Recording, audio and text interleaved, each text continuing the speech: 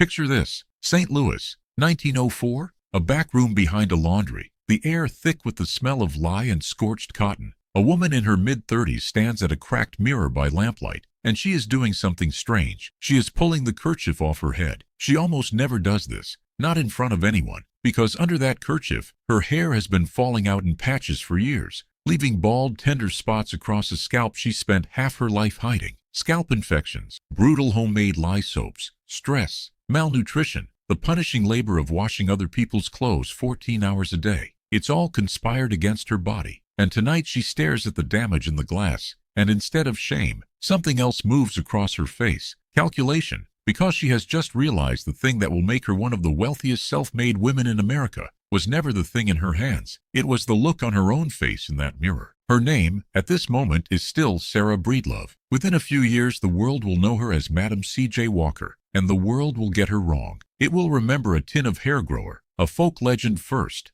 a face on a product. What it will mostly forget is that this woman built one of the most sophisticated sales organizations of her entire era, and she built it out of the one thing she'd been told her whole life to be ashamed of. That's the paradox I want you to hold on to. A woman the world handed nothing, no inheritance, no real schooling, no rights, no name worth keeping, looked at her own humiliation and saw a market, and not just a product to sell to that market, a strategy. One strategy she'd use again and again, one the corporate world wouldn't formally name for another 50, 60 years. We're going to chase that strategy through her whole life. Keep watching for it. But to understand the woman at the mirror, you have to go back to the dirt she came from. Delta, Louisiana, 1867. Sarah Breedlove is born on a cotton plantation called Grandview. And here's the first brutal irony of her life. She is born free, the first child in her family born free, 2 years after the war, on the same soil where her mother and father had been enslaved. Owen and Minerva Breedlove are sharecroppers now, which in 1867 Louisiana meant freedom on paper and something close to bondage in practice. Same fields,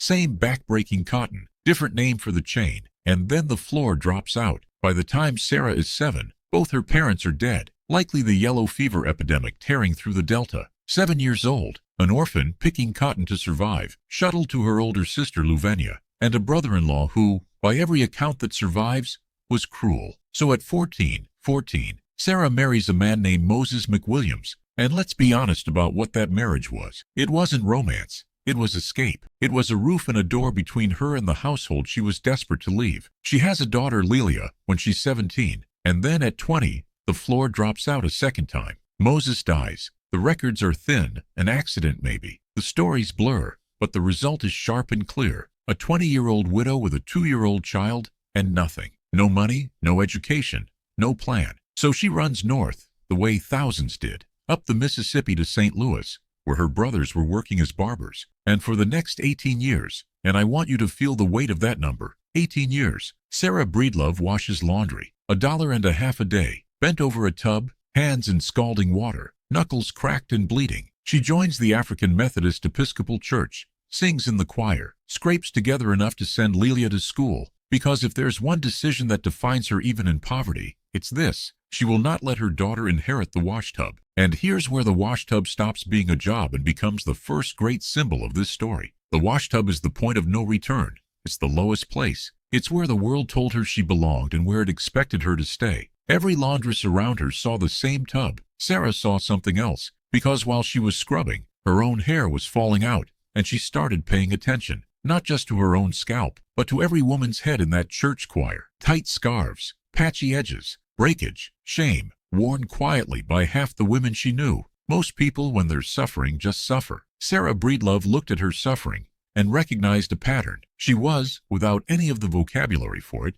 reading a market that the entire beauty industry of her day refused to even look at. Black women, working women, women told their hair was a problem to be fixed rather than customers to be served. Now there's a piece of this story that gets told 2 different ways, and I'm not going to pretend the dispute doesn't exist. Around 1903, Sarah starts selling hair products for a woman named Annie Malone, a brilliant black entrepreneur from Illinois who had already built a company called Poro around hair care for black women. Sarah becomes one of her agents. She learns the door-to-door trade, and the question that would dog her for the rest of her life and beyond is this: did Sarah Breedlove invent her own formula, or did she borrow Annie Malone's and walk off with it? Walker's version is almost mythic. She said the formula came to her in a dream, that a large black man appeared and told her the ingredients, some from Africa, and she mixed it and it worked. Malone's camp told a different, sharper story. And here's what I'll say, because I want to be honest with you and not hand you a saint. The truth probably lives in the uncomfortable middle. Sarah Breedlove likely did learn the trade from Annie Malone. She likely did adapt what she learned. But here is the thing that the who copied whom argument completely misses. And it's the thing that matters. The formula was never the genius. There were dozens of hair growers on the market. Malone had a good one. The genius was never in the tin. Remember the woman at the mirror? She didn't see a product. She saw a face. She saw transformation. And that, selling the transformation and not the grease,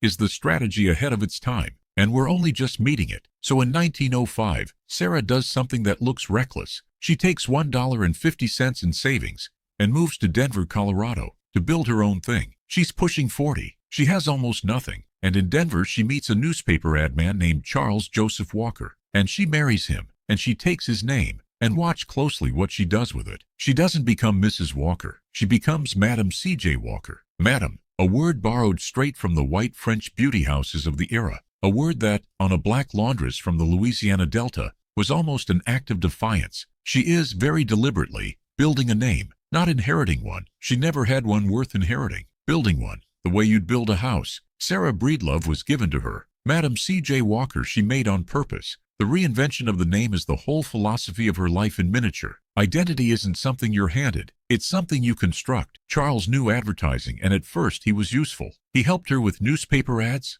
with the look of the thing. But here's where the marriage and the business start to grind against each other because Charles thought small. He thought a few $100s a week was a fine living, a comfortable ceiling. And Madam Walker had no ceiling. None. When she started talking about an army of agents, about conventions, about a national company, Charles thought she was dreaming too big. So she did something that tells you everything about her nerve. She kept the name and outgrew the man. The marriage strained, then broke. She'd built Walker into something so large, it no longer fit the person she'd borrowed it from. And this is where everything shifts. So if you've ever felt the pull of a story about someone who refused to stay where they were put, take a second right now and subscribe, because this next part is the engine of the whole thing, and it's the part almost nobody explains. Most people think Madam Walker got rich selling hair products. She didn't, not really. She got rich selling jobs. Let me show you the difference, because it's the difference between a peddler and an empire. Picture a small town in Mississippi around 1913. A woman knocks on a door. She's not white. She's not a stranger from a catalog. She's a neighbor,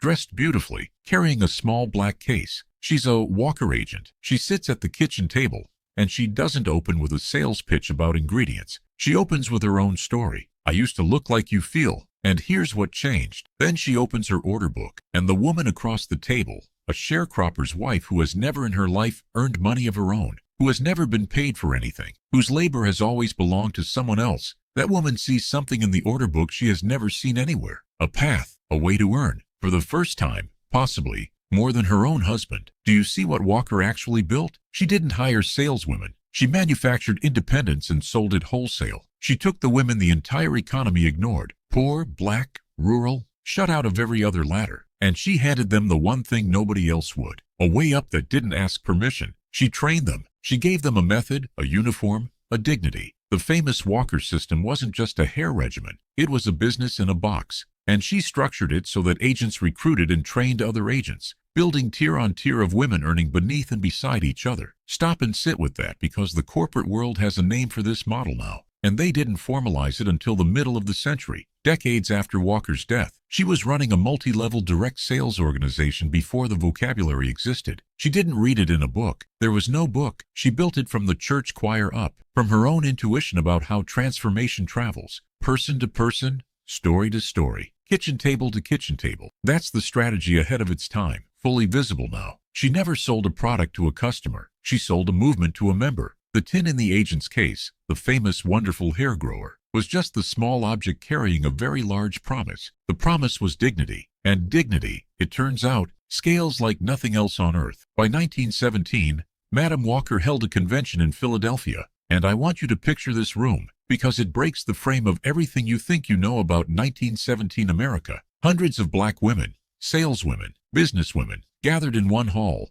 and Walker stood up and gave out cash prizes. But here's the part that flips it from a sales meeting into something else entirely. The biggest prizes didn't go to the women who sold the most product. They went to the women who'd done the most for their communities, who'd built schools, given to charity, organized their neighbors. She was rewarding civic good as company policy. Her sales force wasn't a payroll, it was a congregation. And the convention wasn't a meeting, it was a movement taking attendance. By this point, the numbers stop sounding like business and start sounding like fiction. At its height, the Madam C.J. Walker Manufacturing Company had built a network of tens of thousands of agents across the country. By some accounts, 20,000 or more women carrying that black case. 20,000, and the money, let's humanize this, because a number on its own means nothing. We're talking about a woman whose annual revenue ran into the hundreds of thousands of dollars, in an era when the average American worker earned a few $100s a year. Translate it, every single year, her company moved more money than a working family of her childhood would see across many lifetimes. A black woman born to formerly enslaved parents on a cotton plantation was now holding a kind of wealth that the overwhelming majority of white men in America would never touch, and she spent some of it making a statement you couldn't miss. She built a mansion, not just anywhere, at Irvington on Hudson, in New York, in the playground of the titans of the Gilded Age. Her neighbor, more or less, was John D. Rockefeller. Sit with the geometry of that for 1 second. The granddaughter of enslaved people built a 34-room Italianate villa down the road from the richest man in the world. She called it Villa Lawaro, and the mansion is the bookend to the washtub. The two symbols this whole story swings between. The washtub was the floor the world built for her. The villa on the Hudson was the ceiling she built for herself, and she built it on the exact spot designed to make people like Rockefeller comfortable and people like her invisible. She made herself impossible to not see. But I promised you I wouldn't hand you a saint, so let's stay in the hard places for a minute because they matter. The colorism question is real, and it's painful. The black beauty industry of that era, Walker's and Malone's both, operated inside a brutal world where lighter skin and straighter hair were rewarded, and the advertising of the day swam in those waters. Walker insisted, loudly and repeatedly, that her products were about hair health and not about making black women look white, and there's strong evidence she meant it, that she fought that interpretation. But the era was tangled, and the imagery of beauty in that time can't be cleanly separated from the prejudices that surrounded it. To pretend otherwise would be to flatten her into a poster. She lived inside the contradiction, and so did everyone around her. And then there's the cost to her body, the relentless pace, the touring, the speeches, the trains, the conventions, the sheer force of will it took to hold an empire together while being a black woman, doing it in a country built to stop her. It wore her down. She'd had high blood pressure and kidney trouble, the kind of conditions that decades of poverty and labor and stress plant early and harvest brutally. And in 1919, at her villa on the Hudson, Madam C.J. Walker died. She was 51 years old. 51. The body that had been bent over a washtub for 18 years, then driven across a continent for 15 more, simply gave out. You can read her whole life in that number. She paid for every floor she broke through, and she paid with years. Before we wrap this up, I want to hear from you, so drop a comment and tell me this. If Madam Walker had been born 100 years later, with the doors open instead of bolted shut, what do you think she builds? I genuinely want to know what you see, because here's where I land and here's the part that's kept me turning this over. When Walker died, she was, by many accounts, the wealthiest self-made woman in America, and she left 2/3 of her estate to charity, to schools, to the NAACP's anti-lynching fund, to causes that fought for the very people who filled her conventions. She funded dignity to the end, the same thing she'd been selling her whole life, and that's the third time I'll say it. In its final shape, the one strategy ahead of its time was never about hair. It was about seeing worth where the market saw none, in a product, in a customer, in a saleswoman, in herself, and building a machine that turned that worth into freedom. Walk into any direct sales empire today, any company built on ordinary people selling transformation to their own communities, any brand that sells you a story and an identity